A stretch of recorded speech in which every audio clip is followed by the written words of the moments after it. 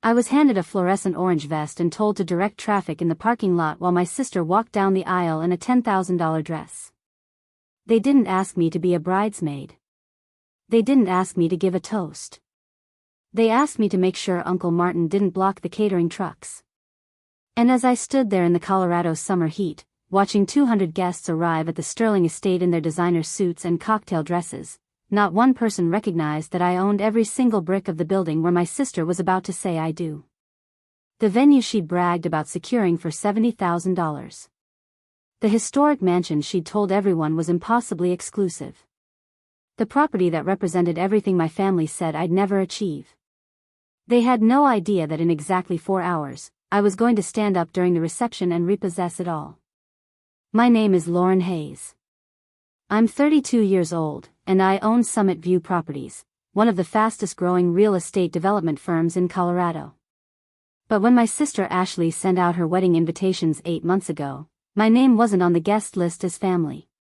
It was on the vendor list as parking attendant. This is the story of how my own blood treated me like hired help at the most important day of her life, and how I made sure she'd never forget the day she finally learned who I'd become. Before we jump back in, tell us where you're tuning in from, and if this story touches you, make sure you're subscribed because tomorrow, I've saved something extra special for you. The morning started 6 hours before the ceremony when my phone rang at 5:30. I was already awake, sitting in my downtown Denver penthouse with coffee and the property contracts I'd been reviewing for a commercial development project. The number on my screen showed Ashley, which was unusual because my sister hadn't called me directly in almost 3 years. Usually communication came through terse text messages or forwarded information from our mother. I answered cautiously. Ashley's voice came through bright and frantic in that particular way she had when she needed something but wanted to pretend we had a normal sisterly relationship. She told me there'd been a catastrophe with the wedding parking situation. The valet company had canceled last minute due to a scheduling conflict, and she desperately needed someone to manage the overflow parking area. She said the wedding planner was having a breakdown and the venue manager suggested they ask family members to pitch in. She said it would mean so much to her if I could help make her special day perfect. She said she'd never forget it. What she didn't say was please. What she didn't say was that she valued me or appreciated me or saw me as anything other than free labor to solve a problem. What she never said in 32 years was that she was sorry for the 1,000 small cruelties that had defined our relationship since childhood. I agreed to help because I wanted to be there. Not to support her wedding exactly, but to witness what I'd been planning for 8 months. Ever since the day I'd received the venue inquiry from a Ms. Ashley Hayes requesting the Sterling estate for an August wedding, I'd known this moment was inevitable. My property manager Kevin had forwarded me the booking request as he did with all high-value events, and I'd stared at my sister's name on the screen feeling something cold and clarifying settle into my chest. She didn't know I owned the venue. She had no idea that the anonymous LLC she'd been coordinating with was mine. She'd selected the Sterling estate because it was exclusive and expensive and would impress her future in-laws, the wealthy Beaumont family who owned a manufacturing empire and treated anyone outside their social circle like decorative furniture. I'd approved the booking immediately and told Kevin to give her the premium package at standard rates. $70,000 for the venue, coordination services, tables, chairs, full catering kitchen access, and use of the grounds from Friday evening through Sunday morning. My attorney Derek had reviewed the contract personally, making sure every clause was airtight and every cancellation term was clearly stated. Ashley had signed it without reading it carefully, as I knew she would. She'd been too excited about securing her dream venue to notice the fine print about owner rights and property access. I arrived at the Sterling estate at 8 that morning, driving my modest Honda sedan rather than the Tesla I usually used for business meetings. The estate sat on 15 acres in the foothills west of Riverside, a restored 1920s mansion surrounded by manicured gardens, a small vineyard, and mountain views that made it one of the most photographed wedding venues in Colorado. I'd bought the property 5 years ago when it was a crumbling wreck with a caved-in roof and broken windows, then spent 2 years and nearly $1 million restoring it to its original grandeur. Every light fixture had been carefully selected. Every floorboard had been refinished by hand. The gardens had been redesigned by a landscape architect who specialized in historical properties. It was my masterpiece, the project that had established Summit View Properties as a serious player in luxury restoration. And my family had no idea I'd built any of it. Kevin met me at the service entrance looking stressed and apologetic. He was a good manager, detail-oriented and professional, and he'd been uncomfortable when I'd told him I'd be working the parking detail personally. He said he could hire someone else or handle it himself, but I'd insisted. I needed to be present on the ground level where I could watch everything unfold. Kevin walked me through the logistics while we headed to the overflow parking area behind the East Gardens. He showed me where guests should be directed based on their arrival time and mobility needs. He gave me a radio to coordinate with the main entrance team and the security personnel monitoring the property. He apologized again for the situation, saying he felt terrible that the bride's sister was being asked to do manual labor on what should be a celebration day. I told him it was fine. I told him I didn't mind helping. What I didn't tell him was that I'd been preparing for this day for a decade, ever since the afternoon I'd graduated from University of Colorado with a business degree, and my parents had told me I was wasting my time with unrealistic dreams. That conversation had happened in the living room of the Hayes family home, a modest 3-bedroom ranch in a middle-class Riverside neighborhood. I'd come home excited to share my plans about starting a property investment company using the small inheritance I'd received from my grandmother. My parents had listened with expressions of polite concern that gradually shifted to outright dismissal. My father said real estate was a risky business that required capital and connections I didn't have. My mother said I should consider something more stable like teaching or nursing.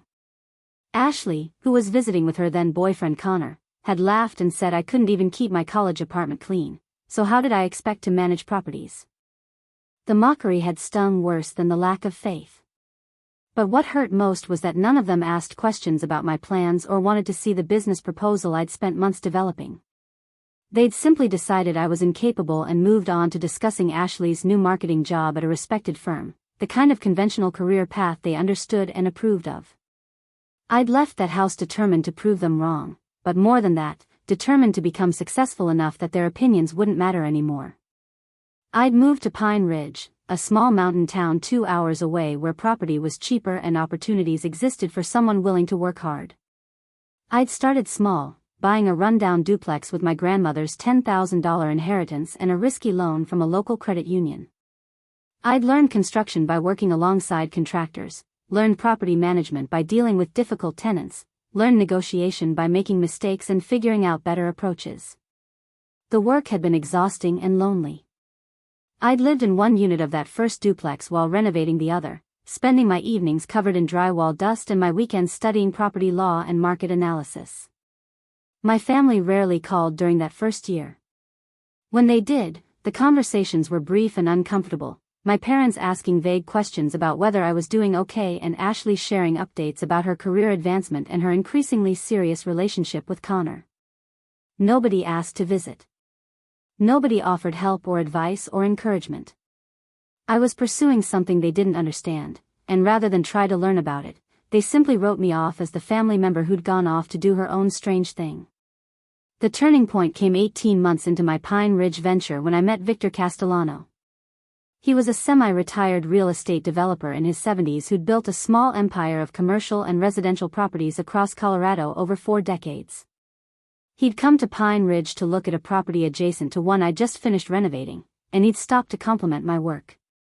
We'd started talking, and that conversation had stretched into 2 hours as he asked thoughtful questions about my process and goals. Unlike my family, Victor didn't dismiss my ambitions or suggest I was in over my head. He saw potential where others saw foolishness. Victor became my mentor in ways that went far beyond business advice. He taught me how to identify undervalued properties with good bones. He showed me how to build relationships with contractors and suppliers to get quality work at fair prices. He introduced me to investors and lenders who were willing to take chances on young developers with solid proposals. He invited me to industry conferences where I met other professionals and learned about market trends and development strategies. But more importantly, Victor treated me with respect. He listened when I spoke. He valued my ideas even when he disagreed with them. He celebrated my successes and helped me learn from my failures without making me feel incompetent. Over 3 years, my portfolio grew from that single duplex to 6 residential properties and 2 small commercial buildings. I developed a reputation in Pine Ridge and surrounding communities as someone who restored properties thoughtfully, who worked with local businesses, who improved neighborhoods rather than just extracting profit. Victor had introduced me to his attorney Derek Santos, who'd helped me structure my business properly and protect my assets. Together we'd formed Summit View Properties as an LLC that kept my personal identity separate from my business dealings, which gave me privacy and liability protection. When I bought the Sterling Estate ruins 5 years ago, Victor had been the only person I'd told about the project. The property had been abandoned for 15 years after a fire damaged the main structure and scared away potential buyers. The asking price was $200,000 for 15 acres of prime foothill land, but most developers saw only the cost of demolition and new construction. Victor and I had walked the property together on a winter morning, crunching through snow while examining the bones of the old mansion. He'd pointed out the solid foundation, the intact stone exterior walls, the beautiful proportions of the original architecture. He'd said that properties like this were rare and that someone with vision could create something special. Preparing and narrating this story took us a lot of time, so if you are enjoying it, subscribe to our channel, it means a lot to us. Now back to the story. I'd bought it that week and spent the next 2 years transforming it. The restoration became my obsession, my graduate school, my proof of concept that I could execute complex projects at a high level. I'd worked with historical preservation specialists to maintain the building's character while updating all the systems to modern standards. I'd sourced period-appropriate fixtures and finishes. I designed the grounds to showcase the mountain views while creating intimate spaces for events. When the Sterling Estate opened 3 years ago as a luxury venue, it had been featured in Colorado wedding magazines and architectural publications. The booking schedule filled up 18 months in advance. The revenue from events covered my remaining construction loans within the first year. And through all of it, my family knew nothing. They knew I lived in Denver now and worked in real estate, but they'd never asked for details. When I came to Riverside for obligatory holiday visits, the conversation stayed surface level. My parents asked if I was doing okay financially, and I said yes without elaborating. Ashley talked about her wedding planning and her career and her life with Connor without showing interest in mine. They still saw me as the younger sister who'd gone off to try some risky business venture, and they assumed my lack of sharing meant there wasn't much worth sharing. The truth was that by the time Ashley got engaged 2 years ago, I was running a multi-million-dollar company with 8 properties, 12 employees, and a reputation that was attracting attention from major investors. The truth was that I'd achieved everything I'd set out to do and more. The truth was that I'd become successful beyond what any of them had imagined possible, and they'd missed all of it because they'd never bothered to look. Victor died 16 months ago from a sudden heart attack, and his loss devastated me in ways my family never understood. They'd come to the funeral because I'd asked them to, but they'd treated it like an obligation rather than recognition that I'd lost the most important mentor of my life. Victor's widow Eleanor had pulled me aside during the reception and told me that Victor had always spoken of me with pride, that he'd considered me the daughter he'd never had, that his greatest professional satisfaction in his final years had been watching me succeed. She'd given me a box of his journals where he'd documented advice and observations specifically meant for me, pages filled with his handwriting offering guidance on everything from negotiation tactics to maintaining integrity in a competitive industry. 2 weeks after the funeral, Eleanor had called to tell me that Victor's will included a bequest for me. He'd left me 3 commercial properties in Denver and Colorado Springs, worth approximately $4 million total, along with a letter explaining that he trusted me to manage them according to the principles he'd taught me. The inheritance had shocked me not because of the value but because of what it represented. Victor had believed in me enough to entrust me with significant assets. He'd seen me as capable and worthy when my own family had seen me as a risk. I'd never told my parents or Ashley about Victor's bequest. They knew he'd died and that I'd been close to him, but they didn't know the extent of his mentorship or the inheritance he'd left. It felt private, sacred even, something that belonged to the life I'd built separately from them. And strategically, I'd learned that my family's ignorance about my success gave me advantages. They underestimated me consistently, which meant they never saw me coming when situations required careful navigation. The wedding invitation had arrived 9 months ago, a heavy cream cardstock envelope with elegant calligraphy addressed to Ms. Lauren Hayes. Inside, the invitation listed me not in the family section but in a separate insert labeled Wedding Party Duties, where I was assigned to guest coordination along with two of Connor's cousins I'd never met. There was no request asking if I'd be willing to help. There was no acknowledgement that being assigned to work rather than simply attend might be hurtful. There was just the assumption that I'd show up and do what I was told because that's what the less successful younger sister did. I'd called my mother to ask if there had been a mistake with the invitation. She'd said Ashley was trying to keep the wedding party small and that she needed reliable people to help with logistics. She'd said I should feel honored to be included in making the day special.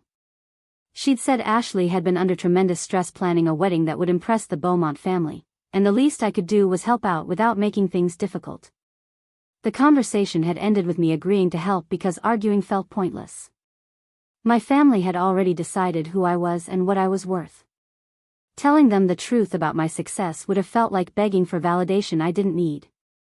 And besides, I'd already started formulating a plan that would reveal everything in a way they couldn't ignore or dismiss.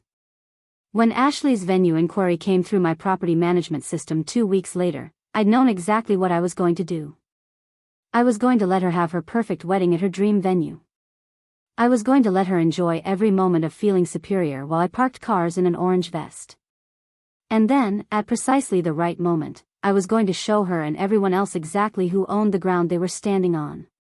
Standing in the parking area that August morning while guests began arriving, I watched luxury cars pull into spaces and well-dressed people emerge carrying gifts and cameras.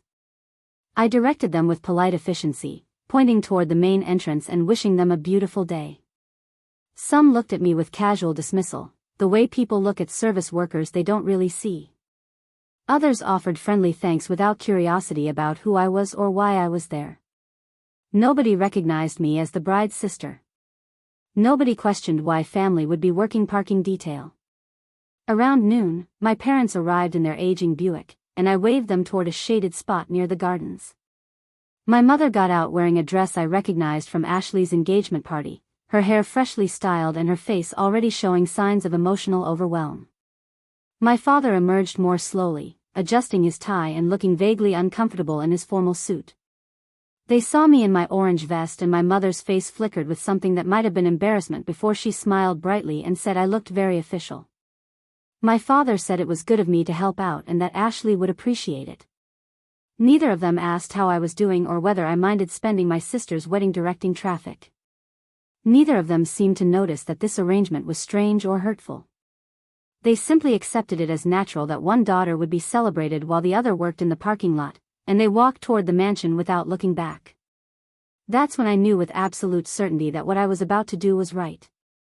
Not because I wanted revenge exactly, though there was definitely an element of satisfaction in what I'd planned. But because my family needed to understand that their assumptions about me had been wrong for 10 years, and today was the day that lesson would become undeniable. The ceremony was scheduled for 3 o'clock on the south lawn overlooking the mountains. I could hear music drifting across the grounds as the string quartet began playing, could see guests making their way toward the rows of white chairs arranged in perfect symmetry. I stayed at my post in the parking area, continuing to direct the last few stragglers while the wedding party processed down the aisle. I heard the officiant's voice amplified across the property, heard the collective sigh of the audience at whatever romantic moment was unfolding, heard the applause when Ashley and Connor were pronounced married. I felt nothing watching from a distance. No sadness at missing my sister's ceremony. No anger at being excluded. Just cold clarity about what would happen next, and calm determination to see it through exactly as I'd planned. Kevin's voice came through my radio asking if I wanted to head to the reception barn for the dinner service. I told him I'd be there shortly. I removed my orange vest, folded it carefully, and walked back to my car where I'd left a garment bag hanging in the back seat. Inside was a charcoal gray suit, professionally tailored and appropriate for the business I was about to conduct. I changed in the venue's staff restroom, fixed my hair, and checked my appearance in the mirror. I looked exactly like what I was, a successful businesswoman about to have a difficult conversation. I'd timed everything precisely. The reception would begin with cocktails and appetizers while the wedding party took photos. Dinner would be served around 5:30. Toasts would happen during dessert around 7. And at 7:30, right after my sister had enjoyed her moment of celebration and her guests had been sufficiently wined and dined on the $70,000 package she'd purchased, I was going to stand up and introduce myself properly for the first time in 10 years. I was going to tell them exactly who owned the Sterling estate. I was going to explain that every flower arrangement and every place setting and every inch of the property they'd been admiring belonged to me. I was going to present Ashley with the contract she'd signed, pointing out the clause that gave the property owner the right to terminate events for specific violations. And then I was going to activate that clause based on the violation that had occurred the moment she'd assigned me to parking duty rather than treating me as family, which constituted misrepresentation of the family relationship required under the contract's personal use terms. It was all legal. Derek had made absolutely sure of that. And it was all going to happen in front of 200 witnesses, including the Beaumont family who'd looked down on me at every pre-wedding event, including my parents who'd never believed I could build anything meaningful, including every relative and friend who'd accepted without question that I belonged in a parking lot rather than at the family table. I walked toward the reception barn where I could hear music and laughter, where my sister was probably dancing with her new husband, where everyone was celebrating without any idea what was about to happen. My heart was beating fast, but my hands were steady. I'd spent 10 years building toward this moment, and I was ready. They'd made me park the cars at my own venue. Now they were about to learn exactly what that mistake was going to cost them. The reception barn glowed with thousands of tiny lights strung across exposed wooden beams, creating an atmosphere of rustic elegance that had taken my design team 3 months to perfect. Round tables draped in ivory linen filled the space, each centerpiece featuring locally sourced wildflowers in vintage glass containers I'd personally selected from estate sales across Colorado. The head table sat elevated on a platform I'd had custom built, positioning the wedding party above the guests in a way that photographs beautifully but always struck me as unnecessarily hierarchical. Ashley sat at the center in her elaborate gown, Connor beside her in his tailored tuxedo, both of them radiant with the particular glow of people who believe this moment represents the pinnacle of their achievements. I entered through the side door near the catering staging area, nodding to the staff who were preparing the next course. None of them recognized me as the property owner because I'd deliberately kept my site visits to off hours and my interactions with Kevin professional and minimal. The venue operated under Summit View Properties LLC, and all contracts bore that business name rather than my personal identity. It was a structure that protected my privacy and allowed me to move through the world without constant recognition, but today that anonymity served a different purpose entirely. I spotted Derek Santos immediately. He sat at a table near the back exit, positioned exactly where I'd asked him to be. Derek was 45 with silver threading through his dark hair and the kind of steady competence that came from 20 years practicing real estate law. He'd been Victor's attorney first, and when Victor introduced us 8 years ago, Derek had become my most trusted legal advisor and eventually a genuine friend. He knew everything about my family situation because he'd helped me structure the venue contract specifically to protect my interests while giving Ashley exactly what she thought she wanted. Derek caught my eye and gave a subtle nod. Everything was ready on his end. The documents were prepared, the legal grounds were solid, and the timeline we'd planned would unfold exactly as rehearsed. I felt a rush of gratitude for his presence, for having someone in my corner who understood not just the legal mechanics but the emotional weight of what I was about to do. I took a seat at Derek's table, tucking myself into the chair that faced the head table. From this angle I could see my entire family. My parents sat 3 tables away, my mother dabbing at her eyes periodically while my father made conversation with relatives I barely recognized. Ashley's maid of honor Heather was mid-toast, her voice carrying across the room as she shared some rehearsed anecdote about college adventures and destined love. The Beaumont family occupied 2 prominent tables near the front, Connor's parents Brandon and Courtney holding court with the kind of casual authority that came from generations of wealth and the assumption that rooms naturally organized themselves around their presence. Nobody had noticed my arrival or my transformation from parking attendant to properly dressed guest. I was invisible in the way that unimportant people are invisible at important events, and I intended to use every second of that invisibility before I shattered it completely.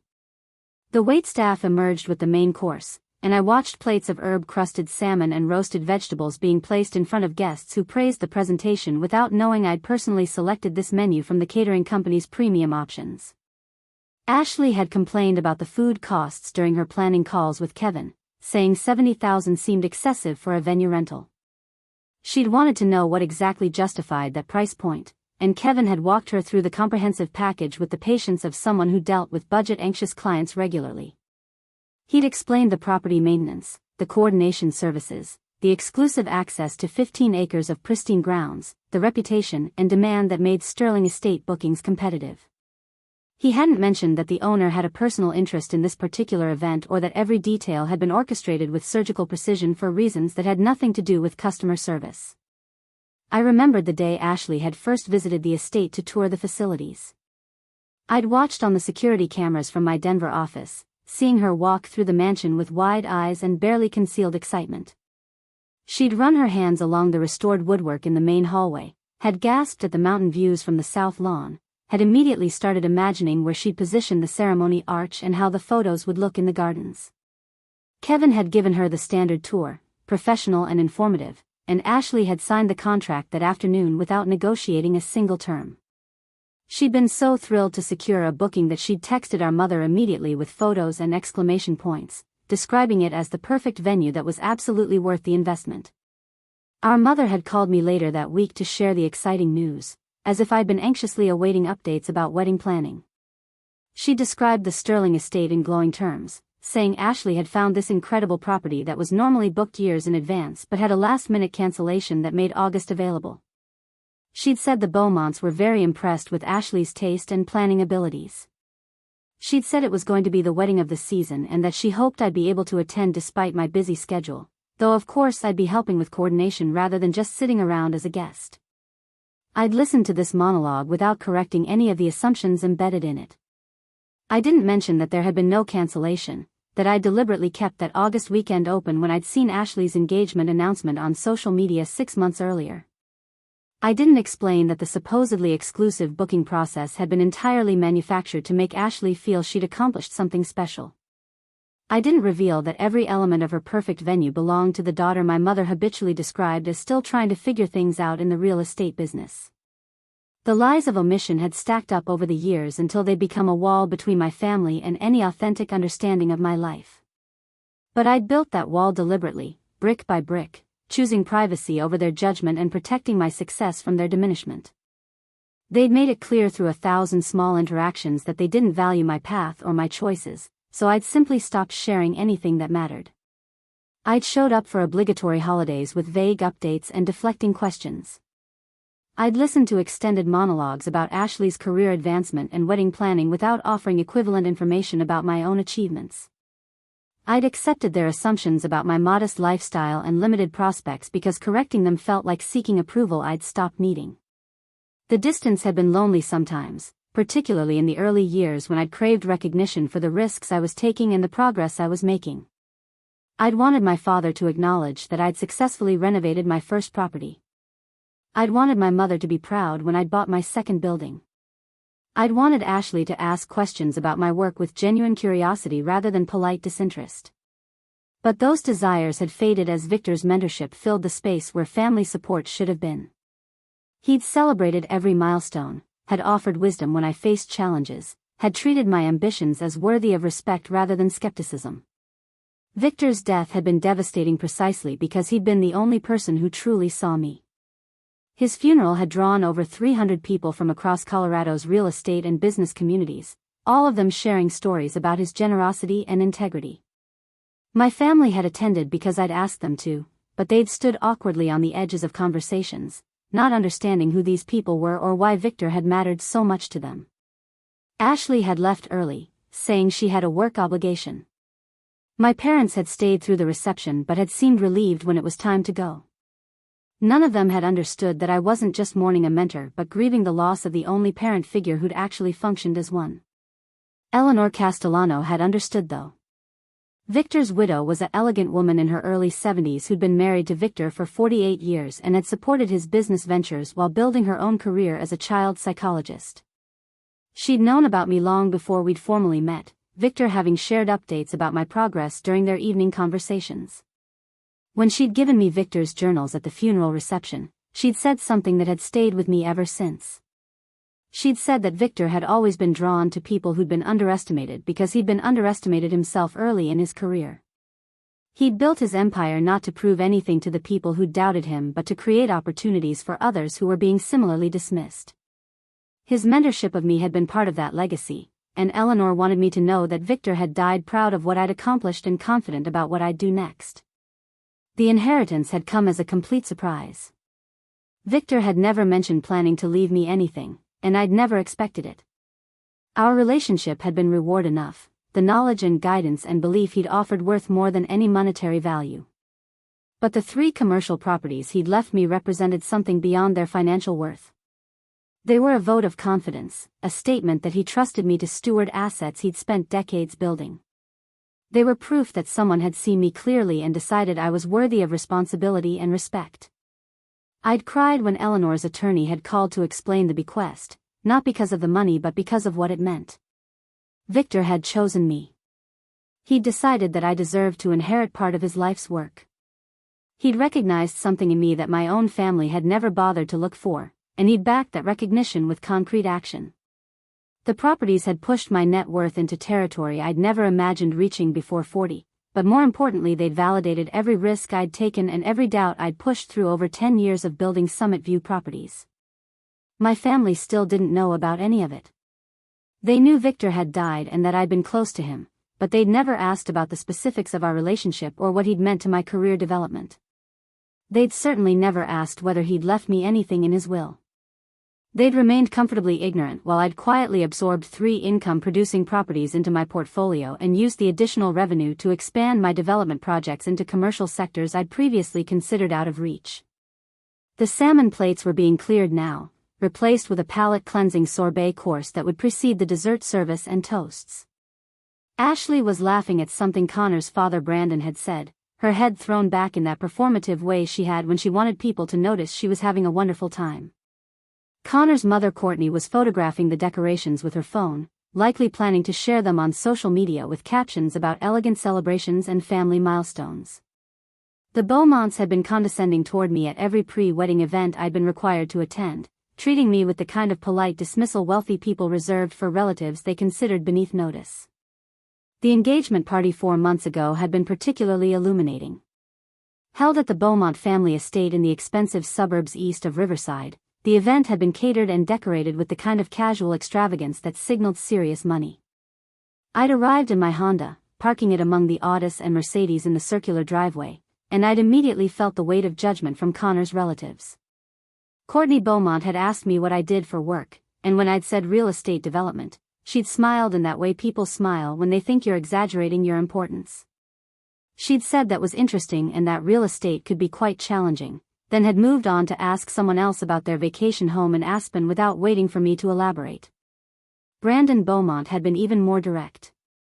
He'd cornered me near the bar and had asked pointed questions about my business in the tone of someone conducting an interview he expected would reveal inadequacy. He'd asked which markets I focused on and how many properties I managed and what my typical project budget looked like. I'd answered vaguely, keeping my responses generic enough to avoid revealing the true scope of my work. I'd said I mostly handled residential properties in smaller markets, which was technically true even if it left out the commercial portfolio and the luxury venue that was generating 7-figure annual revenue. Brandon had nodded with the satisfaction of someone whose suspicions had been confirmed, had said that small-scale residential could be a decent living if you were willing to hustle, and had then launched into a monologue about the Beaumont family's manufacturing operations and their various real estate holdings. I'd listened without correcting his assumptions, watching Ashley across the room glowing with pride at being absorbed into this wealthy family. She'd worked hard to position herself as worthy of Connor's attention, had molded herself into exactly the kind of woman the Beaumonts would approve of. She'd talked endlessly about the social connections she was making and the networking opportunities that would benefit her career. She'd seemed genuinely convinced that marrying into money represented achievement rather than simply attachment to someone else's achievement. My parents had been equally dazzled by the Beaumont wealth. My father had spent the entire engagement party trying to make conversation with Brandon about business trends and investment strategies, clearly hoping to be seen as sophisticated enough to run in these circles. My mother had complimented Courtney's dress and jewelry repeatedly, asking where she shopped and whether she had a regular stylist. Both of them had seemed nervous and eager to impress, and I'd watched their anxiety with a mixture of pity and frustration.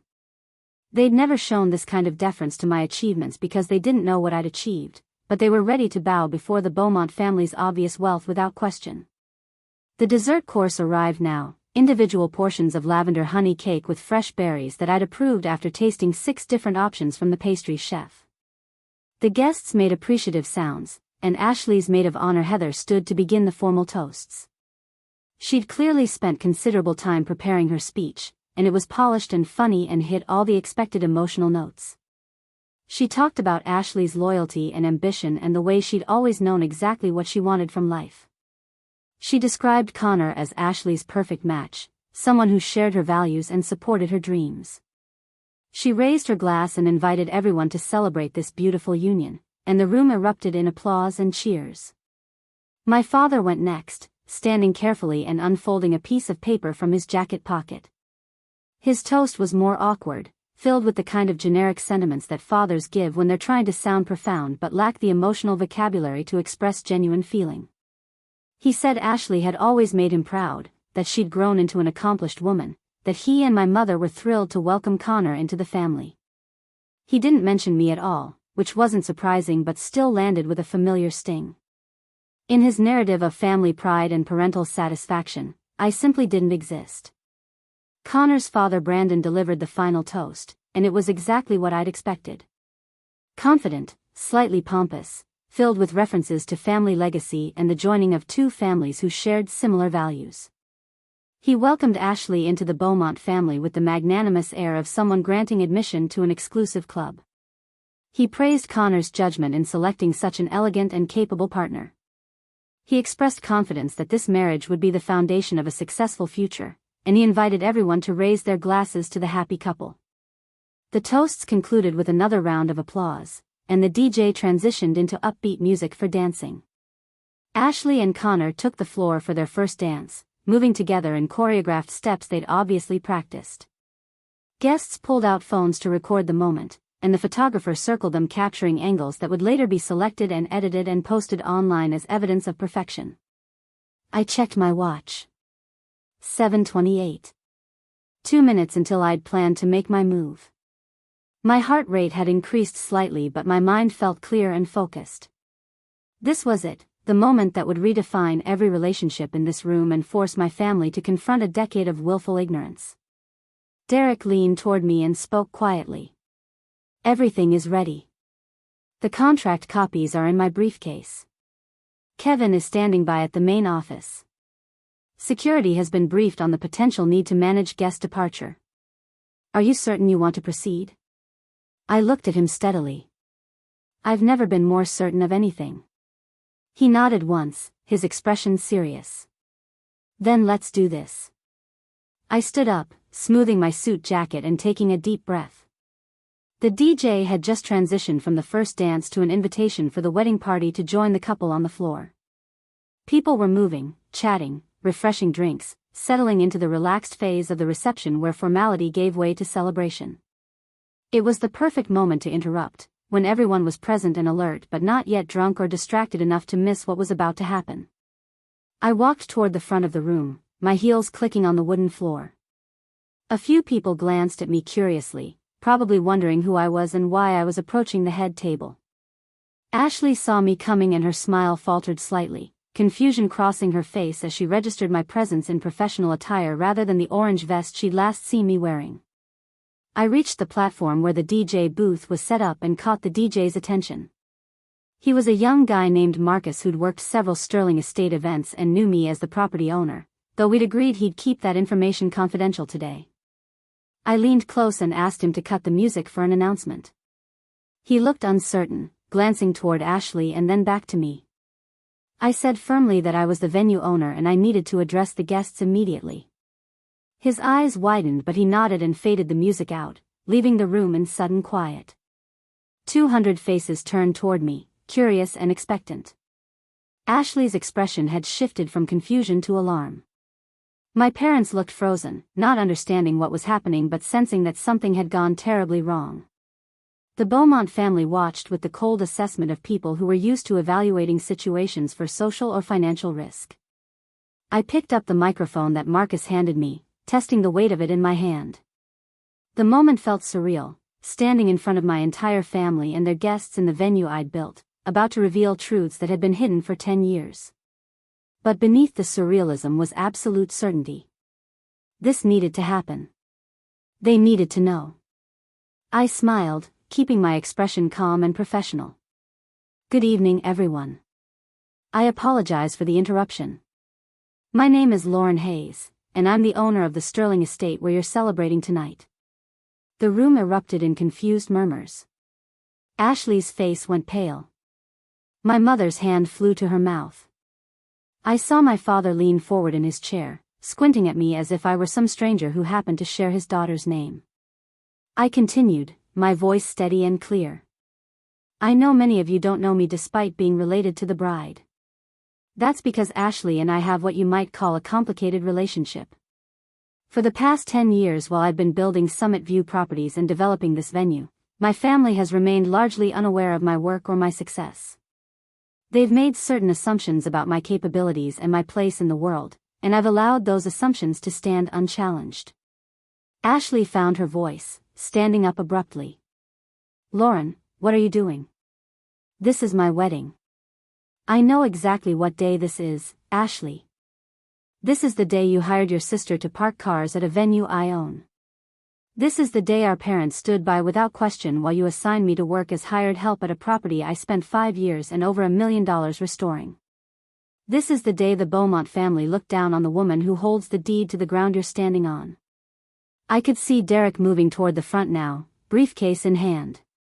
Kevin had appeared from the venue office, standing near the main entrance with the professional calm of someone who'd been briefed on unusual situations.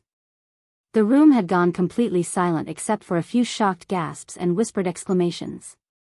Brandon Beaumont stood up, his face red. This is completely inappropriate.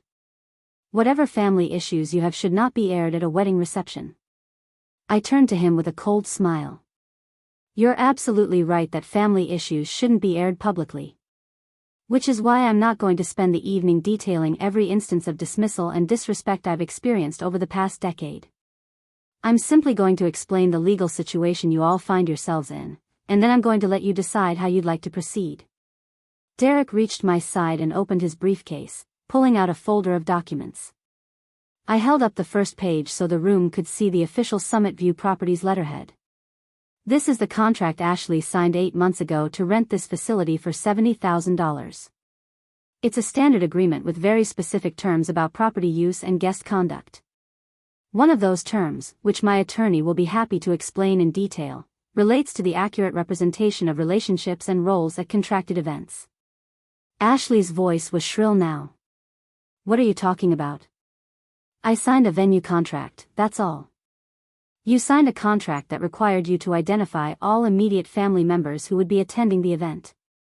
You identified our parents. You did not identify me.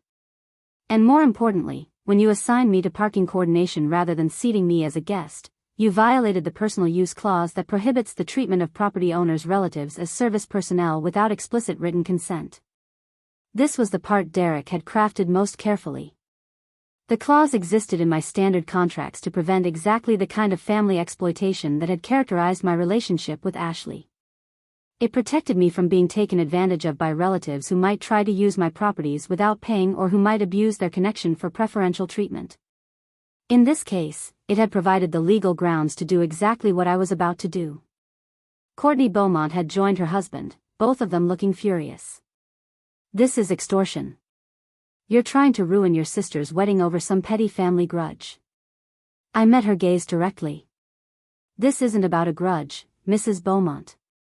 This is about respect and recognition and consequences for years of dismissal. Your family has spent months treating me like an embarrassment to be hidden away. My family has spent years treating me like a failure who never managed to amount to anything. And today, all of you enjoyed a beautiful event at a property you had no idea I created, while I directed traffic in a parking lot I own. My mother was crying now, and my father looked stunned and confused. Ashley's face had gone from pale to flushed, anger and humiliation warring in her expression. I held up another document from Derek's folder. This is a notice of contract termination based on the violation I just described. Effective immediately, this event is concluded. I'm giving you all 30 minutes to gather your belongings and exit the property. The venue staff will assist with coat check and any personal items you've stored in the designated areas. I suggest you move efficiently.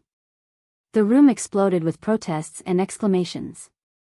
Guests were standing now, some moving toward the exits, others pulling out phones to record what was happening. Ashley was screaming that I couldn't do this, that it was illegal, that she'd sue me for everything I had.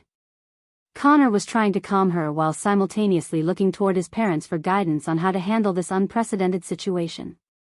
Derek stepped forward and spoke into the microphone with the calm authority of someone who delivered difficult legal news many times before. The termination is entirely legal and enforceable. Ms. Hayes has the right to conclude events on her property when contract terms are violated. Security will escort anyone who refuses to leave within the specified timeframe. I suggest you all cooperate to avoid any additional unpleasantness. Kevin had moved to the main doors and was speaking into his radio, coordinating with security personnel. The venue staff had stopped serving and were beginning to clear tables, moving with the efficient professionalism of people who'd been trained to handle disruptions calmly. I watched my family's faces as the reality sank in. This wasn't a bluff or a dramatic gesture that would be resolved with apologies and explanations. This was real legal action with immediate consequences, and there was nothing they could do to stop it. The power dynamic that had defined our relationships for 32 years had just inverted completely, and they were only beginning to understand what that meant. Ashley collapsed into her chair, her perfect wedding dissolving around her. My parents sat frozen, unable to process what their younger daughter had just revealed and the chaos she'd just unleashed. The Beaumonts were gathering their family members, preparing to exit with as much dignity as they could salvage from this catastrophe. And I stood at the front of the room I'd designed, in the venue I'd built, watching 10 years of underestimation crumble into undeniable truth. The 30 minutes that followed felt like watching a carefully constructed facade collapse in slow motion. Guests scrambled to collect their belongings while casting shocked glances in my direction. Some looked angry, others confused, and a few seemed almost impressed by the audacity of what I'd just done.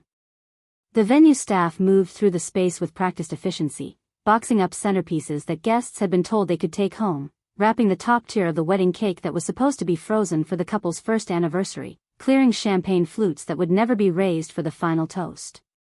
Ashley hadn't moved from her chair at the head table. She sat frozen in her expensive gown with mascara streaking down her cheeks, staring at me with an expression that cycled between rage and disbelief. Connor stood beside her with one hand on her shoulder, speaking in low urgent tones that I couldn't hear but could easily imagine. He was probably trying to figure out if there was any legal recourse, any way to reverse what had just happened or at least salvage some dignity from the wreckage of their reception. My parents finally approached me, moving slowly as if approaching a wild animal that might bolt or attack. My mother's face was blotchy from crying and my father looked 10 years older than he had an hour ago. They stopped a few feet away, maintaining physical distance that matched the emotional chasm that had just been revealed. My mother spoke first, her voice trembling. "Lauren, I don't understand. Why would you do this? Why would you ruin your sister's wedding?" I kept my expression neutral even as anger flared in my chest. "I didn't ruin anything, Mom. Ashley ruined it when she decided her sister belonged in a parking lot instead of at the family table. I just revealed the consequences of that decision." My father cleared his throat, attempting the reasonable tone he used when he thought someone was being irrational. "This seems like an extreme reaction to a simple misunderstanding. Ashley was just trying to manage the logistics of a large event. She didn't mean any disrespect." The word simple landed like a slap. There was nothing simple about the pattern of disrespect that had defined the past decade. There was nothing simple about Ashley assigning me to work her wedding while never once asking about my life or my career or whether I might have achieved anything worth acknowledging. "Dad, I own this property. I built a multi-million-dollar real estate development company. I've been successful beyond anything you imagined possible for me, and none of you noticed because you were too busy deciding I was a failure. That's not a misunderstanding. That's a choice you all made repeatedly for 10 years. My mother's hands twisted together, a nervous gesture I'd seen countless times growing up. "But you never told us. How were we supposed to know if you kept it all secret? I felt a bitter laugh escape. I kept it secret because every time I tried to share anything about my work, you changed the subject or offered unsolicited advice about why I should pursue something more stable. I stopped sharing because you made it clear you weren't interested in my success unless it looked like what you understood and approved of. A crash from across the room interrupted us. Ashley had swept her arm across the head table, sending her champagne flute and several pieces of decorative china to the floor. She was standing now, her face contorted with fury, screaming that I was a selfish, vindictive person who'd always been jealous of her success. She said I'd clearly planned this humiliation for months, that I'd deliberately let her book the venue knowing I'd destroy her wedding. She said I was pathetic and small and that she'd never forgive me for this betrayal. Kevin appeared at my elbow, speaking quietly. Ms. Hayes, we're approaching the 30-minute mark. Most guests have departed, but there are about 40 people still gathering belongings. Security is asking how you'd like to handle the immediate family situation. I looked at Ashley's tear-streaked face and felt something inside me harden into finality. Tell security that the immediate family has 10 additional minutes as a courtesy. After that, standard trespassing protocols apply. Kevin nodded and spoke into his radio while my mother gasped audibly. You'd really have your own family arrested? I turned back to her, keeping my voice level. You'd really stand here pretending that family means something after 10 years of treating me like an inconvenient stranger? I'm giving you extra time to leave. I suggest you use it. The Beaumont family swept past us in a cluster of expensive fabrics and barely contained outrage. Courtney paused long enough to inform me icily that their attorneys would be reviewing the contract for any possible legal action, and that this stunt would have consequences I couldn't imagine. Brandon added that I destroyed any chance of maintaining a relationship with my sister and that I'd better hope I never needed anything from the Beaumont family network because they had long memories. I smiled at them without warmth. I've built everything I have without your network or your approval. I think I'll manage just fine continuing that pattern.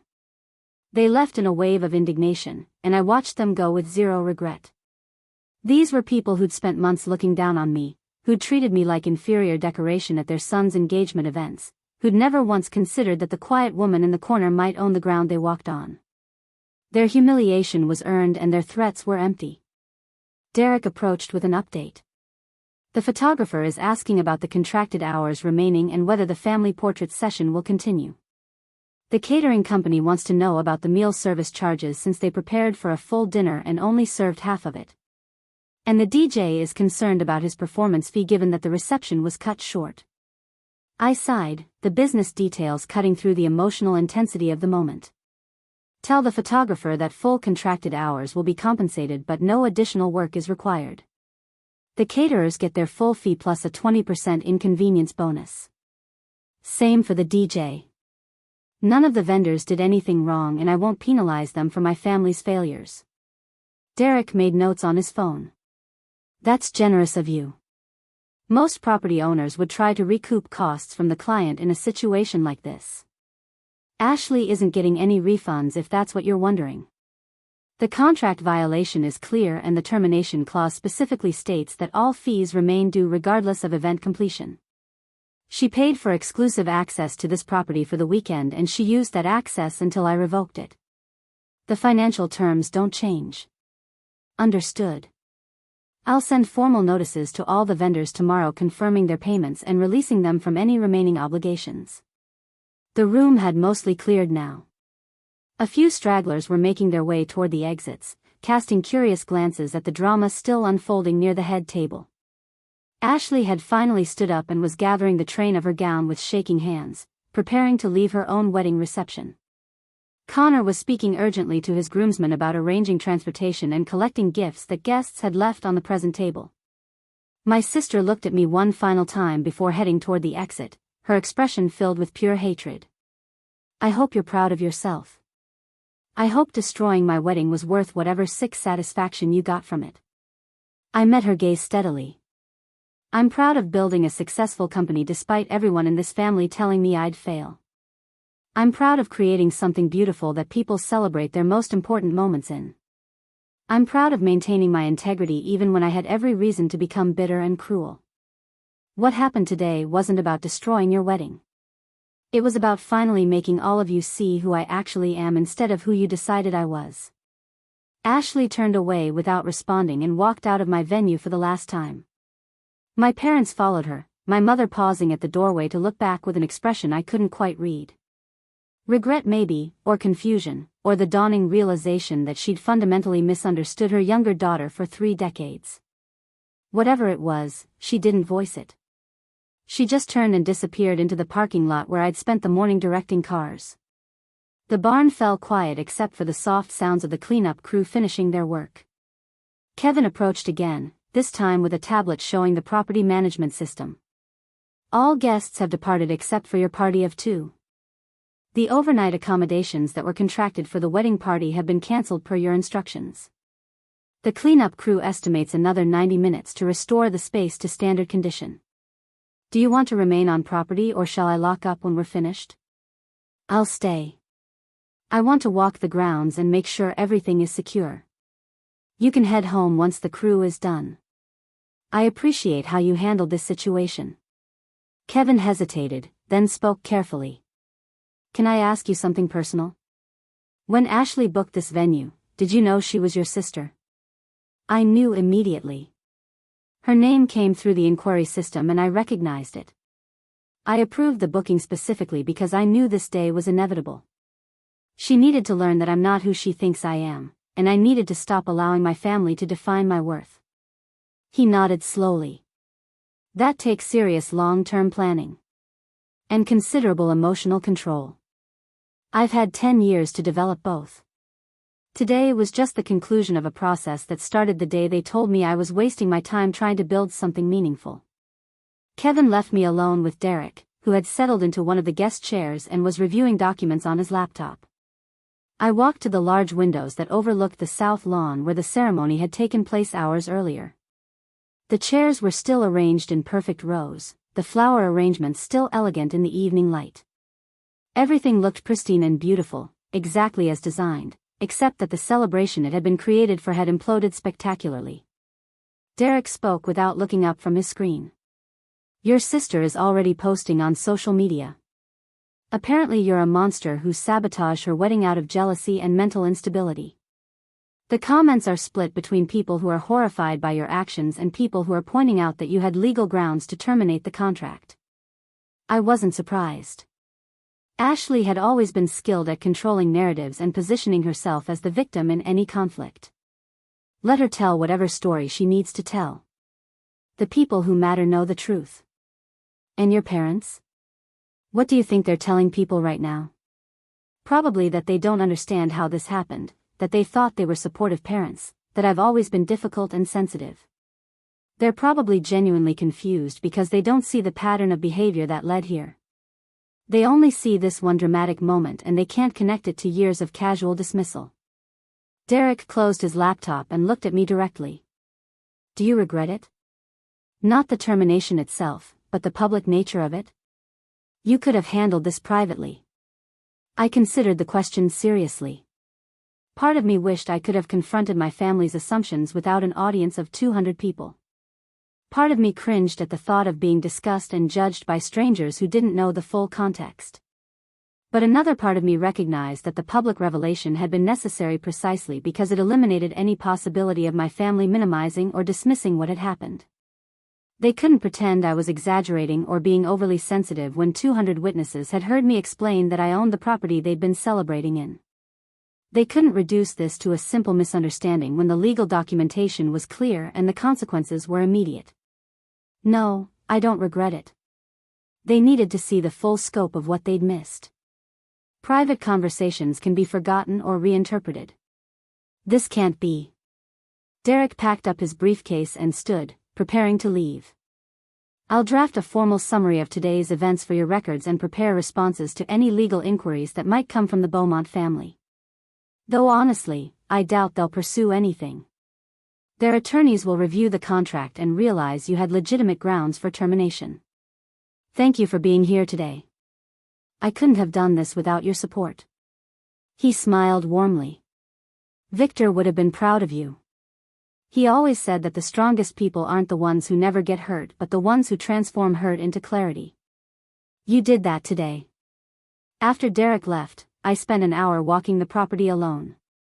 The evening had cooled and the mountain air carried the scent of pine and wildflowers from the gardens I'd designed. I traced the paths I'd planned, checked the irrigation systems I'd installed, examined the stonework I'd carefully restored. Every element represented decisions I'd made and work I'd supervised and vision I'd executed. This place was mine in ways that went beyond legal ownership.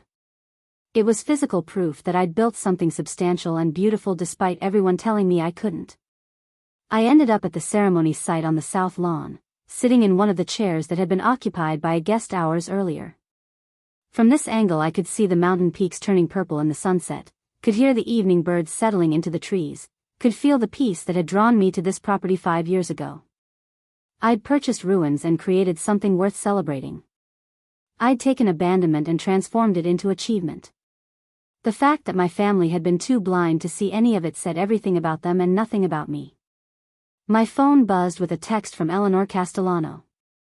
I heard through the real estate network grapevine what happened today. Victor told me years ago that you'd eventually need to draw a hard line with your family. He said you had the strength to do it when the time came.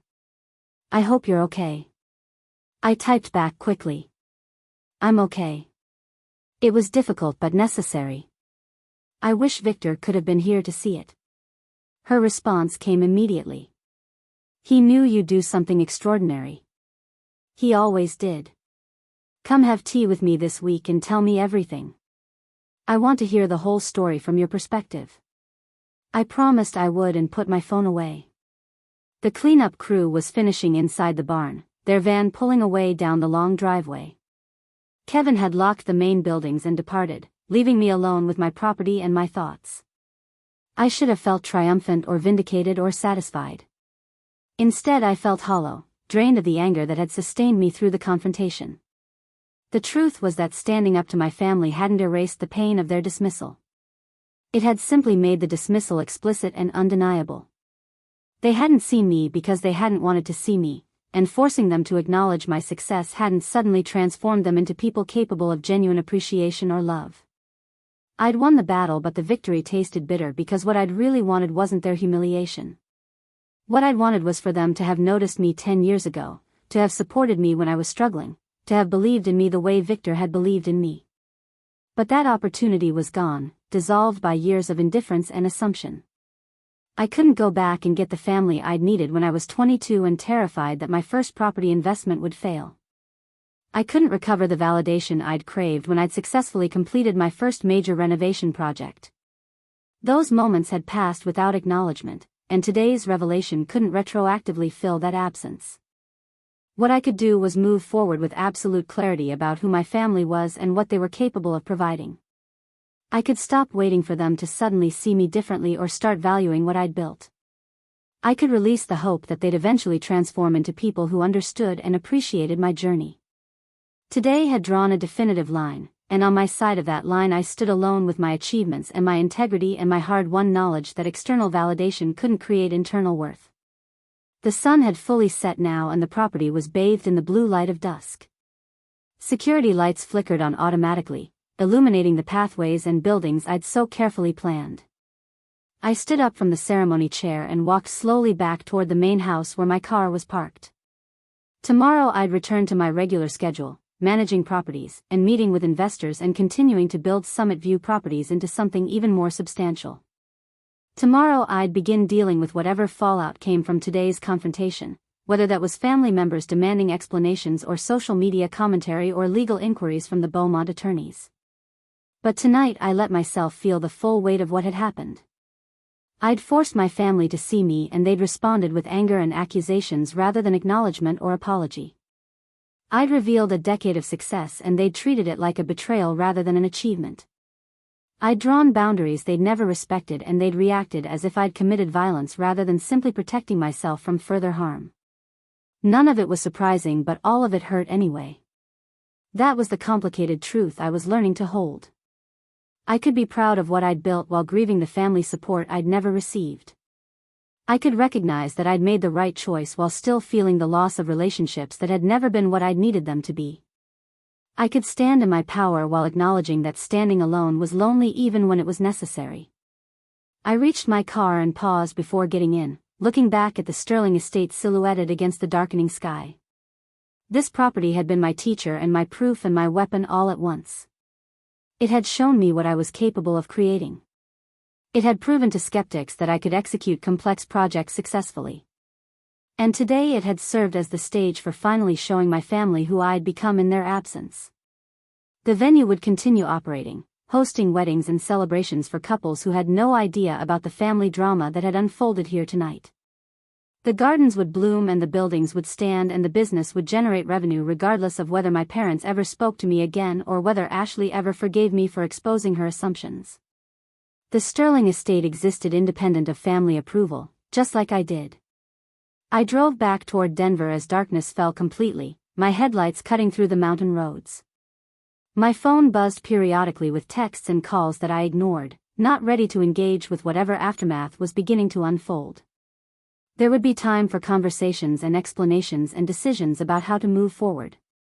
Tonight I just needed to sit with the complicated mixture of pride and pain that came from finally being seen. The city lights appeared in the distance, that familiar glow of Denver spreading across the valley. My penthouse apartment waited there, the private space I'd created that reflected my taste and my success and my independence.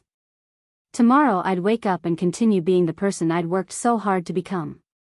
Tomorrow I'd face whatever consequences came from today's confrontation with the same determination that had carried me through 10 years of building Summit View properties. But tonight I'd allow myself to acknowledge that the victory I'd won came with losses I couldn't recover. My family knew who I was now, but they'd missed the entire journey of me becoming that person. They'd seen the end result, but they'd been absent for all the struggle and growth and transformation that had made it possible. That absence couldn't be undone, and today's revelation couldn't rewrite that history. I parked in my building's garage and took the elevator up to my floor, exhausted in ways that went beyond physical tiredness. Inside my apartment I changed out of my suit and poured a glass of wine, then stood at the floor-to-ceiling windows looking out over the city I'd chosen to build my life in. Somewhere out there my family was probably still processing what had happened, still trying to reconcile the sister they thought they knew with the woman who'd just repossessed her own venue in the middle of a wedding reception. Let them process it. Let them struggle with the cognitive dissonance of having fundamentally misunderstood someone for an entire decade. Let them sit with the discomfort of realizing they'd been wrong about my capabilities and my achievements and my worth. I'd carried the weight of their dismissal for 10 years. They could carry the weight of their mistakes for one night. I raised my glass toward my reflection in the window, toasting the woman who'd survived family indifference and built something extraordinary anyway. The woman who'd found mentorship when family failed her. The woman who'd transformed pain into purpose and doubt into determination. The woman who'd finally demanded to be seen on her own terms regardless of the cost. Tomorrow would bring new challenges and complications. But tonight I'd simply exist in the knowledge that I'd done what needed to be done, that I'd protected my dignity and my achievements from people who'd never valued either. That would have to be enough. The morning after the wedding brought an avalanche of notifications I'd been expecting but wasn't quite prepared for. My phone had accumulated over 300 unread messages overnight, a mixture of text messages, social media tags, and voicemails from people I hadn't spoken to in years. The story had spread beyond the 200 wedding guests into wider circles of family friends, distant relatives, and apparently the entire Colorado real estate community. I sat at my kitchen counter with coffee and forced myself to scroll through the mess systematically. Ashley had posted a lengthy statement on social media describing me as mentally unstable and vindictive, claiming I'd fabricated some elaborate scheme to destroy her happiness out of jealousy. Several of her friends had shared the post with their own commentary about toxic family members and the importance of cutting negative people out of your life. The narrative she'd constructed painted me as the villain, which wasn't surprising but still stung to see articulated so publicly. But beneath Ashley's post and the supportive comments from her inner circle, another conversation was happening. Someone had evidently done research into Summit View properties and discovered my actual business credentials. They'd posted links to articles about the Sterling estate restoration, to my company's portfolio, to trade publications that had featured my work. Other people were sharing their own experiences with family members who dismissed their achievements or treated them as lesser. The conversation had fractured into those who saw me as cruel and those who saw me as justified, with very little middle ground between the positions. My phone rang with my mother's number and I let it go to voicemail. Then my father called. Then Ashley. Then a number I didn't recognize that I suspected was Connor or one of the Beaumonts. I silenced the ringer and returned to reading messages, trying to assess the full scope of what I was dealing with. Derek had sent a detailed email overnight summarizing potential legal exposure and recommending response strategies. The Beaumont family attorneys had indeed sent an inquiry about the contract terms, but Derek's analysis suggested they'd quickly realized there was no viable case. The termination clause was clear, the violation was documented, and I'd followed all proper procedures. Their inquiry was likely more about appearing to take action than actually pursuing litigation. More interesting was a message from Nicole Grant, the wedding planner Ashley had hired. Nicole had texted saying she needed to speak with me urgently about a professional matter.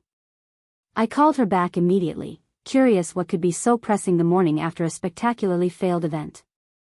Nicole answered on the first ring, her voice cautious but intrigued. "Miss Hayes, thank you for calling back. I wanted to reach out directly rather than letting this get filtered through attorneys or awkward intermediaries. I appreciate that. What can I do for you?" She paused, choosing her words carefully. "I've been in the wedding planning industry for 15 years. I've seen family drama, budget problems, venue disasters, all of it. But what happened yesterday was something entirely different. I spent months coordinating with your venue manager without knowing the property owner was the bride's sister. I seated you in parking coordination without knowing you owned the estate. And I watched you terminate the event with documentation and professionalism that honestly impressed me from a business standpoint, even though it created chaos for my planning timeline. I waited, unsure where this was going." Nicole continued, her tone shifting from cautious to genuinely curious. "I looked up Summit View Properties this morning. I reviewed your portfolio and your restoration projects. I read industry articles about your work.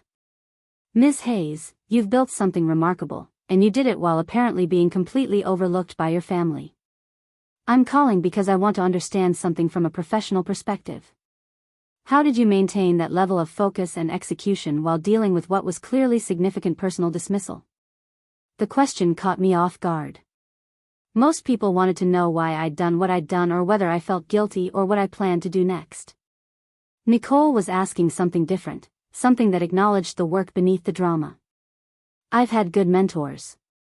I learned early that external validation wasn't reliable, so I built internal metrics for measuring success. And honestly, being overlooked gave me freedom to make mistakes and learn without an audience judging every misstep." Nicole made a thoughtful sound.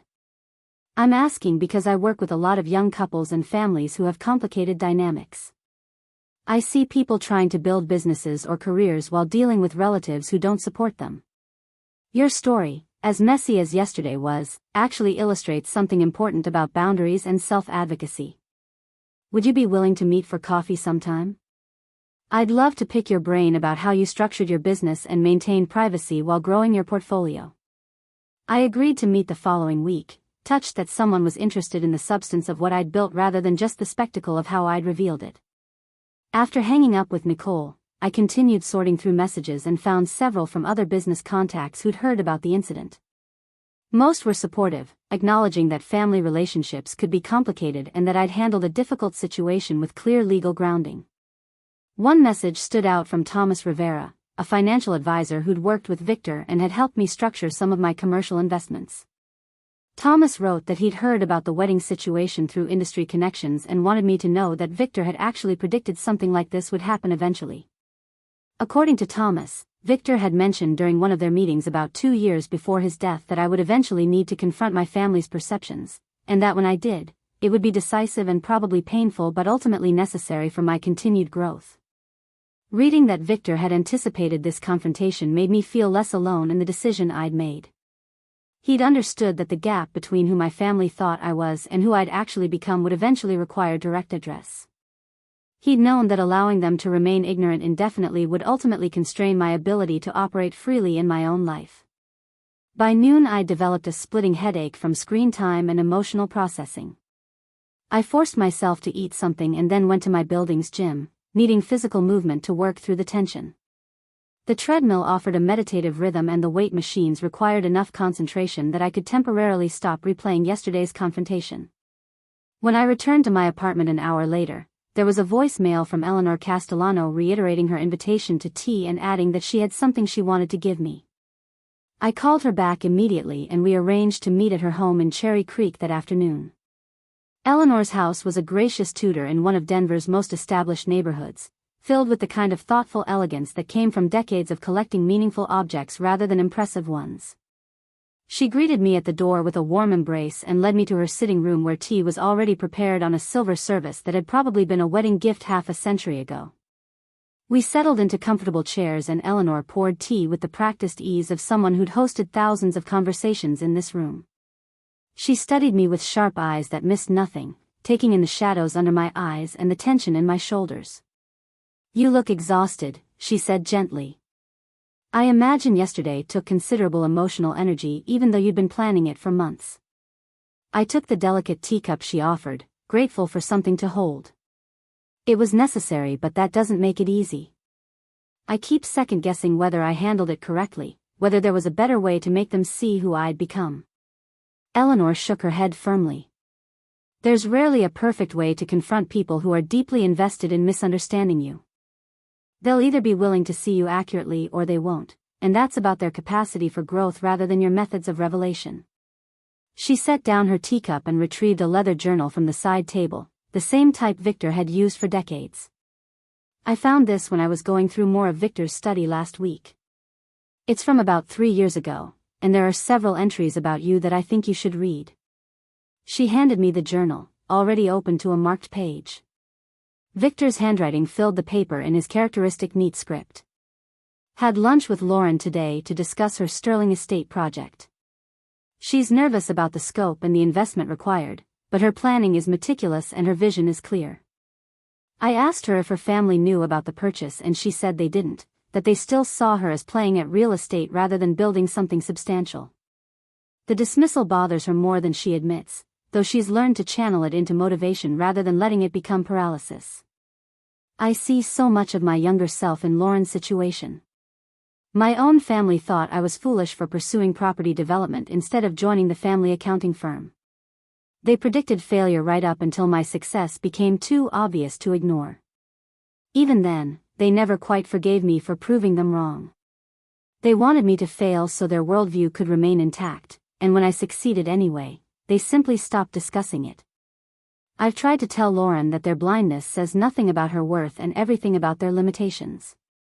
But I know that intellectual understanding and emotional acceptance are different things. She'll have to find her own path to releasing their opinions as relevant measures of her value.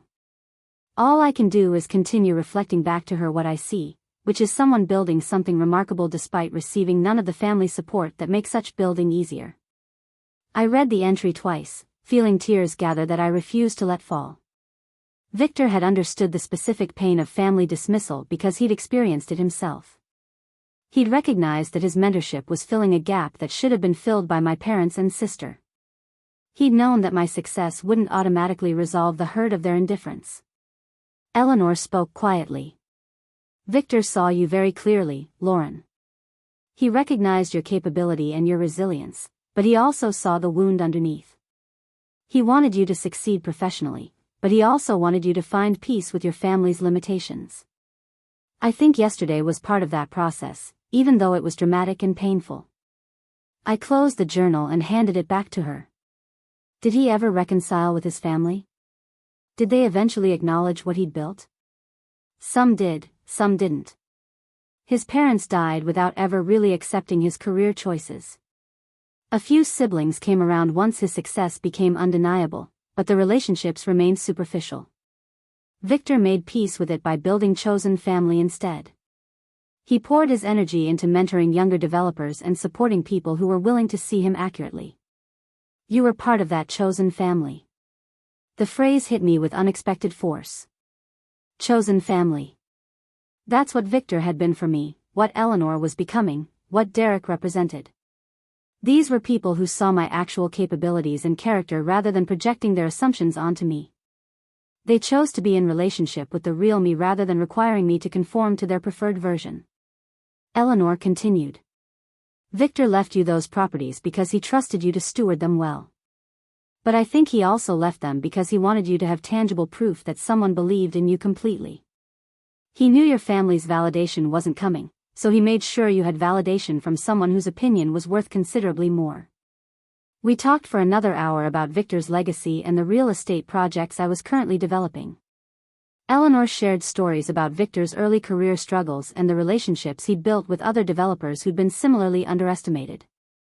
She gave me contact information for several of Victor's former men's who were now established in the industry, suggesting that building community with people who understood my journey might help balance the family relationships that remained fractured. When I finally left her house that evening, I felt more grounded than I had since the wedding confrontation. Eleanor had reminded me that what I'd lost yesterday, the illusion of family approval I'd been unconsciously hoping might materialize, was something I'd never actually had. You can't lose what was never there. What I'd gained was clarity and the freedom to stop waiting for transformation that wasn't coming. The next morning I returned to my office and threw myself into work. Summit View Properties had several active projects that needed attention, and focusing on concrete business decisions provided relief from the emotional complexity of family fallout. My assistant had fielded multiple media inquiries about the wedding incident, all of which I'd instructed her to decline. This wasn't a story I wanted to feed with interviews or statements. It was a private family matter that had unfortunately played out publicly, and the best response was to let it fade naturally rather than amplifying it with continued commentary.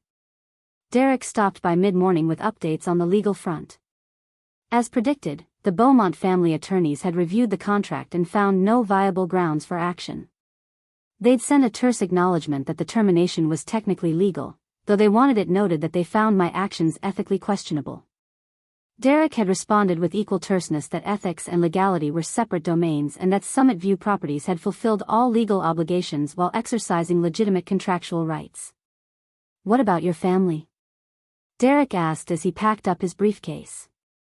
Have you heard from them directly? Multiple calls and messages that I haven't returned. I'm not ready to have those conversations yet. I need some distance before I can engage without just repeating the same patterns. That's probably wise. Though eventually you'll need to decide what kind of relationship, if any, you want going forward. Radio silence can only last so long before it becomes its own statement. He was right, but I wasn't ready to face that decision yet. The anger and hurt from yesterday were still too fresh, and I knew that any conversation with my parents or Ashley right now would devolve into defensive arguments and unproductive circular reasoning. They'd want me to apologize for humiliating them. I'd want them to acknowledge 10 years of dismissal. Nobody would get what they needed and we'd all leave feeling worse. A week passed with me maintaining radio silence while focusing intensely on work. I met with Nicole Grant for the coffee she'd requested, and the conversation revealed that she'd been contemplating starting her own event planning firm that specifically worked with couples navigating complicated family dynamics. She was interested in how I'd structured Summit View Properties to maintain privacy and protect assets, and we ended up discussing business strategy and legal entity formation for 3 hours. By the end of the meeting, she'd asked if I'd consider being an advisor for her new venture, offering to compensate me with equity in her company. I agreed, intrigued by the opportunity to support another woman building something meaningful and drawn to Nicole's authentic interest in the substance of my work rather than the drama of my family situation. It felt like forward momentum, like building new professional relationships that existed entirely separate from family complications. Thomas Rivera reached out again to invite me to a commercial real estate investment group he belonged to, saying several members had expressed interest in meeting me after hearing about my portfolio. I attended the meeting nervously, half expecting judgment or prying questions about the wedding incident. Instead, I found myself in a room of serious professionals who wanted to discuss property valuation strategies and market trends. One woman approached me afterward to say she'd read about the Sterling Estate restoration in an architectural journal and had been impressed by the historical preservation work. Another man mentioned that he'd been following Summit View Properties and was interested in potentially partnering on a commercial development project. These interactions reminded me that my professional reputation existed independent of family drama.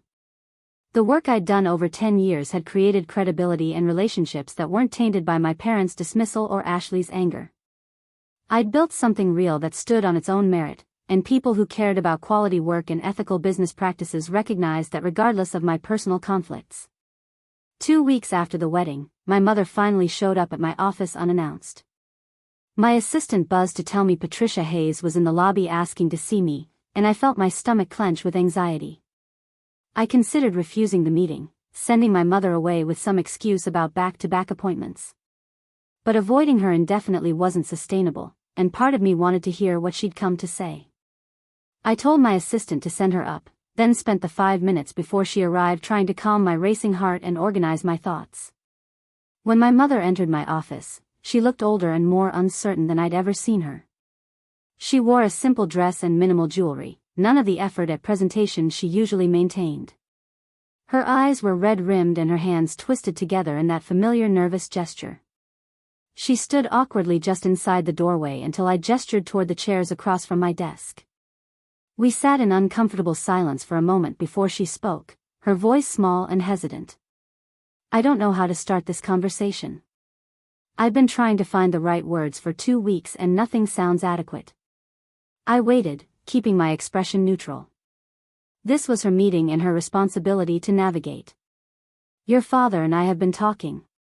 About you, about what happened at the wedding, about the past 10 years. We've been trying to understand how we missed so much, how we could have been so wrong about what you were building. She paused, seeming to struggle with the admission. We didn't know, Lauren. We genuinely had no idea you'd achieved this level of success.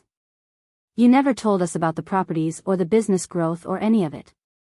I felt anger flare hot and immediate.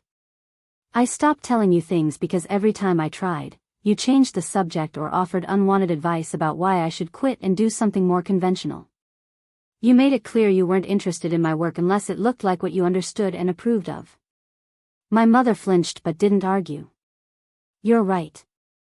We did do that, especially in the early years when you just started. We were worried about you taking financial risks and we expressed that worry in ways that probably felt like we didn't believe in you. Probably. I leaned forward, years of frustration sharpening my tone. There's no probably about it. You explicitly told me I was wasting my time and my grandmother's inheritance. Dad said I didn't have the capital or connections to succeed in real estate. Ashley laughed at me and said I couldn't even keep my apartment clean. None of you asked to see my business plan or wanted to understand my strategy. You just decided I was going to fail and treated me accordingly. My mother's eyes filled with tears. We were wrong. We were completely, devastatingly wrong. And I'm not here to make excuses or minimize what we did. I'm here to say that I'm sorry. Your father is sorry too, though he's struggling to articulate it. We failed you as parents by not supporting your dreams or believing in your capabilities. The apology landed somewhere between satisfying and insufficient. It was what I'd wanted to hear for 10 years, but hearing it now after being forced to demand it through dramatic confrontation felt hollow. Why now? I asked quietly. Why are you sorry now when you weren't sorry before? Is it because I own a successful company, or is it because I embarrassed you publicly? My mother wiped at her tears with shaking hands.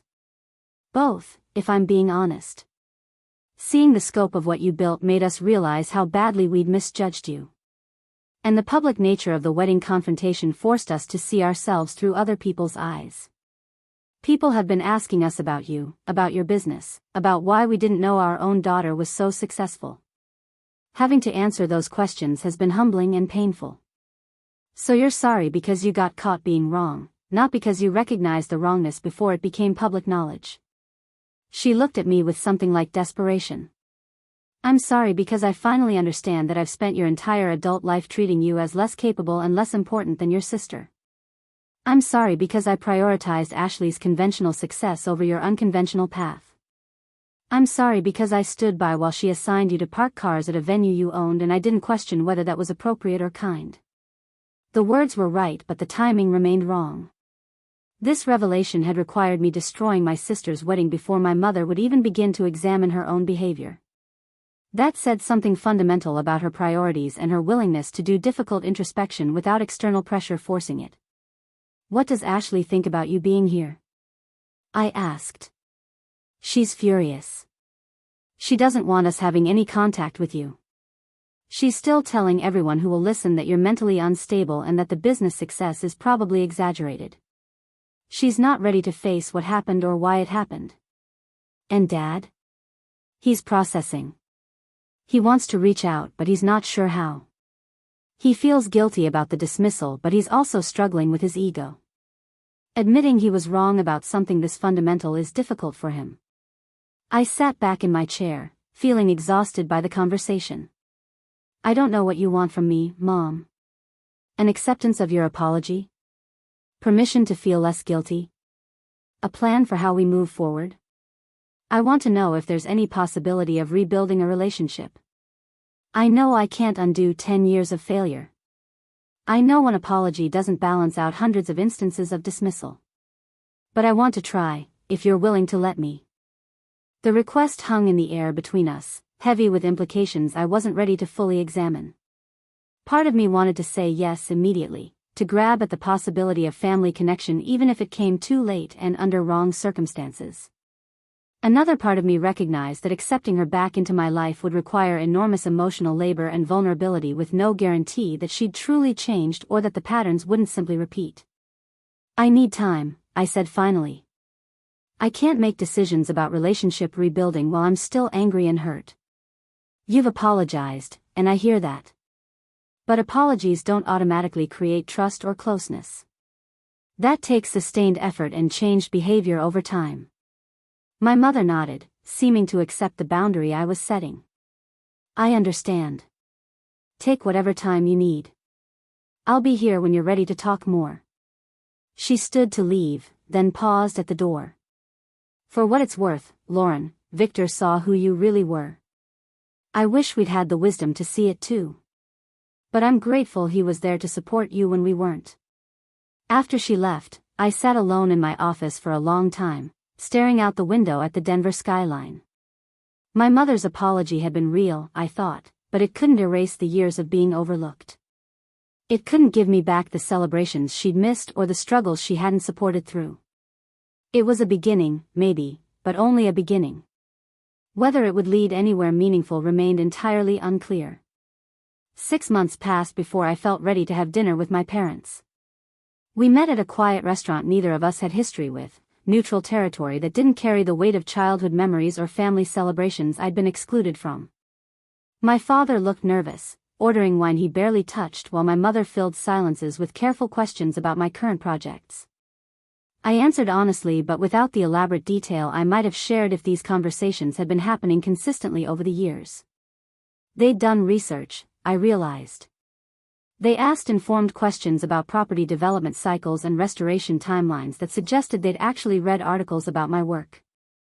My father mentioned seeing Summit View properties featured in a commercial real estate publication.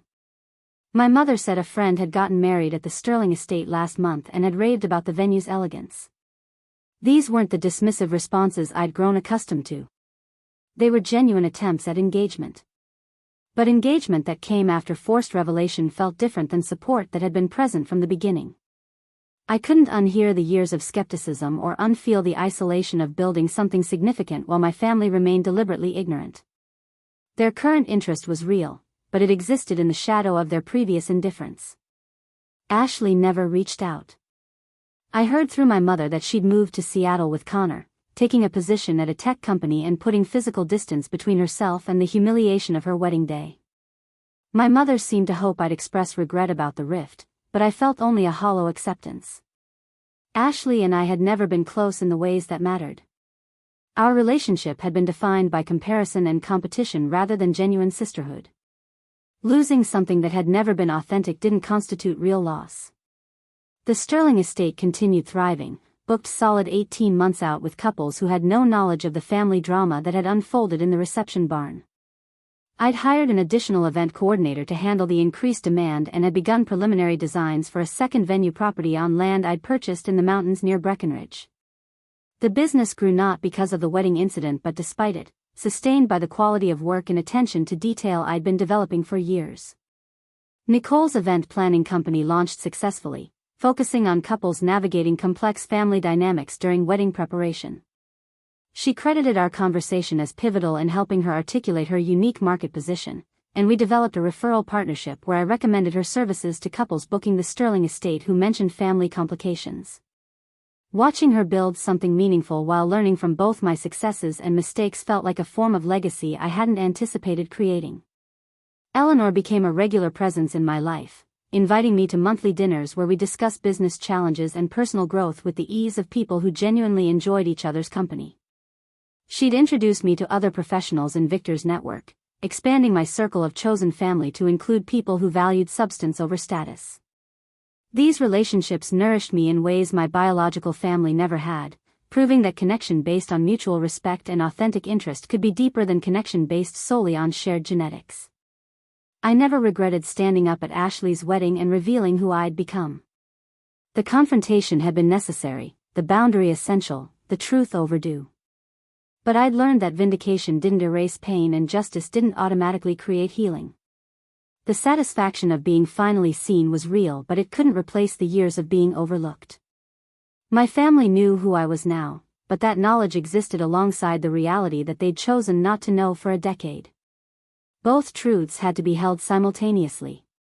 My relationship with my parents slowly, cautiously rebuilt itself into something functional if not warm. We had quarterly dinners where we discussed current events and shared updates about our respective lives. They attended the opening celebration for my Breckenridge property, arriving with a carefully selected gift and genuine compliments about the restoration work.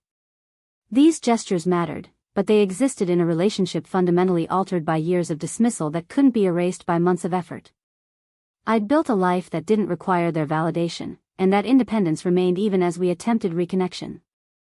I shared my achievements with them now, but I didn't need their approval to feel proud. I invited them to events, but I didn't need their presence to feel celebrated. The hurt of their earlier failures had transformed into something more like scar tissue, healed but permanently marked, a reminder of pain survived rather than pain still inflicting damage. On the anniversary of the wedding, I returned alone to the Sterling estate and sat in the same chair where I'd watched Ashley's ceremony from a distance. The property looked different in winter, snow covering the gardens and frost sparkling on the mansion's windows. A year ago I'd stood in this space and forced my family to see me. Today I sat here simply being myself, the woman who'd survived their blindness and built something extraordinary anyway. The venue would host hundreds more celebrations, each couple writing their own story against the backdrop I'd created. My family would continue their slow journey toward understanding who I'd become. Ashley would build her life in Seattle without me. And I would keep developing properties, mentoring other underestimated professionals, and proving daily that family doubt couldn't limit someone determined to succeed despite it. I'd made them see me, but more importantly, I'd finally learned to see myself clearly. Not as the dismissed younger sister or the family disappointment, but as someone who transformed rejection into resilience and doubt into determination. The parking lot humiliation had been real, but so was the empire I'd built while they weren't paying attention. Both were part of my story now, the wound and the victory inseparable from each other. I stood up from the ceremony chair and walked back toward my car, my footsteps crunching in fresh snow. Behind me the Sterling estate stood solid and beautiful, proof that what you build yourself can never be taken away by people who refuse to believe you could build it. Tomorrow I'd return to my office and continue growing Summit View Properties into something even more substantial. But today I simply let myself feel the complicated mixture of pride and peace that came from finally, fully owning my own story. Up next, you've got 2 more standout stories right on your screen. If this one hit the mark, you won't want to pass these up. Just click and check them out.